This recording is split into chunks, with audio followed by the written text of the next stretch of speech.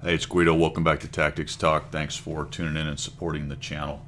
I have an IKV 65-2 Tier 6 Swedish Casemate TD Ace Tanker game. It's actually not that impressive because it turns out you only need about 445 experience to get an Ace Tanker in the IKV. One of the worst tanks in the game. I am not kidding you. I've been on a quest to try to raise all the tanks that I've played up to 50%. This is the one that caused me the most heartache. I finally accomplished it, and this is one of the games I had on the way there. We're going to talk about Sand River and in particular, and we're going to talk about Assault in general with a Casemate TD. Because what ends up happening, especially when you're the attacking force, and especially on Sand River among other maps, is Casemate TDs will take up initial decent positions, and then they will just sit there, and on Assault that can really crush your team's ability to win. So I'm going to take up a pretty standard spot. I also do not have Sixth Sense. That shot goes off of the KV-13's turret. So I need to be careful here and assume in some cases I've been spotted. That guy's probably seen me. That's a bad shot. I'm going to shoot directly at him, which is clearly going to miss at that range because I need to lead fire. So I'm just trying to minimize my artillery exposure right here.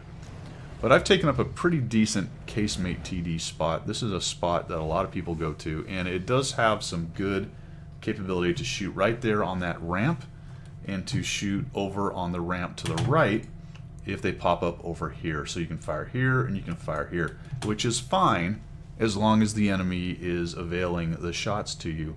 Once they stop giving the shots to you, then you've got to do something else. So we'll sit here for a bit. I can see that the WZ, we got a pretty good push going on down there, which I do appreciate, and I'm going to try to support these guys as much as possible. The question becomes, when do I leave this spot and help the team? So we got a Jackson poking around. We've got a T-32 over there, an 01. Xerxes the Great is moving up. Our WZ, Michael Bay Explosions, that's a great name.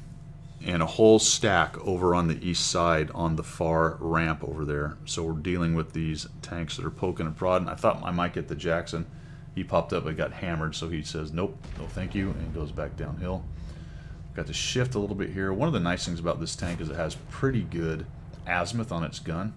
So it doesn't have to shift its hull too much to get its gun online. You see just a little shift right there. I finally find somebody I can shoot the 01 into the side. So I'm jumping back and forth a little bit here. That's making my aiming in a little more difficult than I want it to be. I might have stayed on that 01 and probably got another shot on him actually. But right now I'm trying to hit everyone I can. And it goes dark. There we go. So he's back. Thank you. I didn't realize actually shooting into the front of that tank. I should have shot into his side. But I thought I was shooting into his side. Turned out it was front. This guy makes a foolish move. He sees somebody over there to shoot at. He actually takes out the Hellcat, but he eats it. And now they are pushing into our wounded WZ. Pretty well overmatched over there. Shoot and bounce off him. And here they come. They really want to kill him. And it's one of the problems with coming up out of that hole where they are coming up and out of. If you've got a TD sitting where I am, you can really get punished. That building's right in the way right there.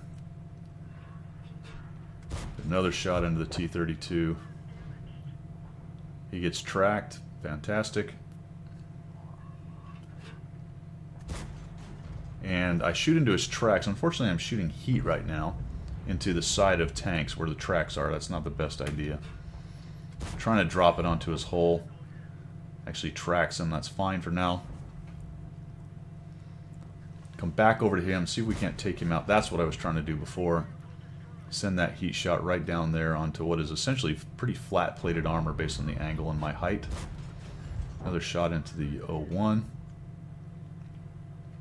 This goes back to what I was talking about earlier. I've got the shots, right? These guys are giving me shots. I have shot after shot. There's no reason for me to be moving right now. But that can't last the entire game. We've got to get down there at some point and start taking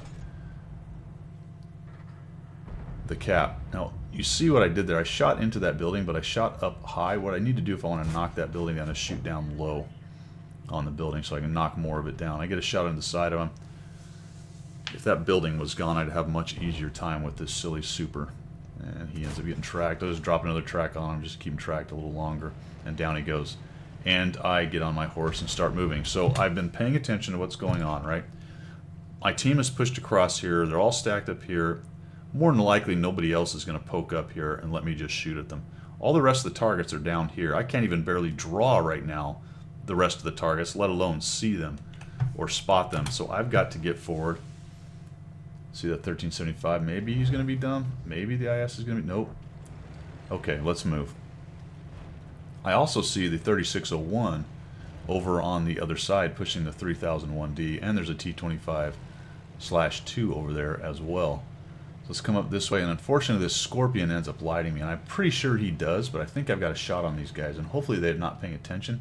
So I'll just shoot, but I'm like, you know what, I got to get going. I can't see here. I know that that Scorpion lit me. Yep, he sure did. There's a shot that bounces off my track, and a shot that goes into the dirt right next to me. One of the nice things about this little tank is it is kind of zippy. Has decent speed, especially once it gets going. And now I'm going to move forward. I'm taking my gun up where it matters. I'm getting in a position to fire. And this is probably the single biggest thing about most TD, Casemate TD players that they fail at, is understanding when it's time to move up, support the team, and use your hit points and get your gun back into the game. There's a point at which the enemy's going to quit being stupid and walking into your gun, and you're going to have to take your gun and go find the enemy. So there they are. Find the enemy. Go find the red pixel tanks. It's not as dire as all that. It's just a bunch of pixel tanks.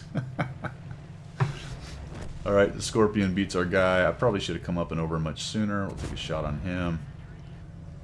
He gets hit. I get stunned by the artillery. And that is one of the dangers that you will have. I fix it so I can reload faster. That is one of the dangers you'll have in a little tank like this, especially Casemate TDs, where you have to rock back and forth and you don't have a turret. You're going to find yourself targeted by artillery quite a bit.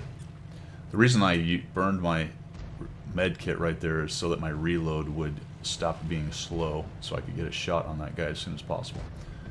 The scout's running. I was looking for him, but let's go ahead and kill this TD first. Put another shot onto him. There he goes, and now we can go deal with the scout. I'm actually backing up because I sort of figured that that scout was going to come right up at me and try to clip me out. We'll get moving. My buddies are going to find the artillery. I'm going to go 2 times speed because it turns out that the scout is not hiding. He's decided to go after our artillery.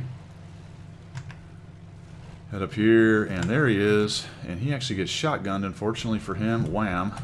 The 13 F3 takes him down, and we end up winning. I'm at 2,212, a whole 293 assist damage. Ends up being an ace tanker for the IKV, but more importantly, it illustrates for you Casemate TD players. Taking up that good TD, air quotes, sniper spot or support spot is a good idea, but it needs to be forward enough to help. And that's all well and good. But at some point, you've got to watch the mini-map, watch how the battle's flowing, and also understand both the map and the mode you're on. And there's going to be a time where you've got to move forward and get your gun back in the game. Or, if you're losing, potentially falling back and defending from another position. Alright guys, I hope this helped. I hope you like what you heard. If you did, make sure you subscribe and support the channel. And as always, we will see you.